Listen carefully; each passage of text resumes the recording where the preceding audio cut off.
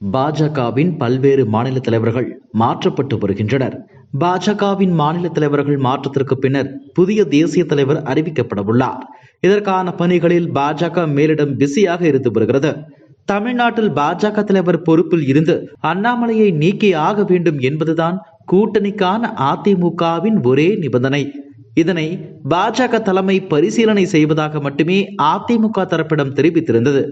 இதையடுத்தே அண்ணாமலை டெல்லிக்கு வரவழைக்கப்பட்டார். டெல்லியில் மத்திய அமைச்சர் அமித்ஷாவை சந்தித்துவிட்டு சென்னை திரும்பிய அண்ணாமலை கடந்த சில நாட்களாக தாம் கட்சி தலைவர் பதவியில் இருந்து மாற்றப்படுவது உறுதி என்கிற கருத்தையே தெரிவித்து வருகிறார்.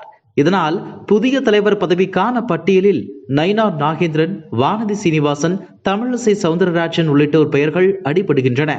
இன்னொரு பக்கம் தமிழகத்தில் பாஜக ஆக்டிவாக பேசு பொருளாக இருக்க காரணமே அண்ணாமலைதான். அவரை மாநில தலைவர் பதவியில் இருந்து மாற்றவே கூடாது என அவரது ஆதரவாளர்கள் வற்புறுத்தி வருகின்றனர். அண்ணாமலையை மாற்றவே கூடாது என சில இடங்களில் போஸ்டர்கள் அடித்து ஒட்டப்பட்டுள்ளன.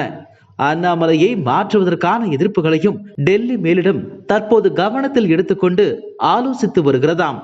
இதன்படி தமிழக பாஜக தலைவராக அண்ணாமலையே நீடிக்கலாம். அதே நேரத்தில் அண்ணா திமுக உள்ளிட்ட கூட்டணி கட்சிகளுடனான பேச்சுவார்த்தையை நயினார் நாகேந்திரன் தலைமையிலான ஒரு குழு நடத்தலாம் என்கிற யோசனையும் முன்வைக்கப்பட்டுள்ளதாம்.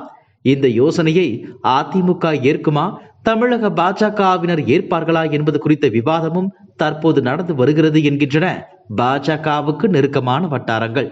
என்ன நடக்கப் போகிறது என்பதை பொறுத்திருந்து பார்க்கலாம். இதுபோன்ற செய்திகளை மேலும் தெரிந்து கொள்ள எங்களது யூடியூப், ஃபேஸ்புக் மற்றும் ட்விட்டர் ஆப்களை சப்ஸ்கிரைப் செய்யவும்.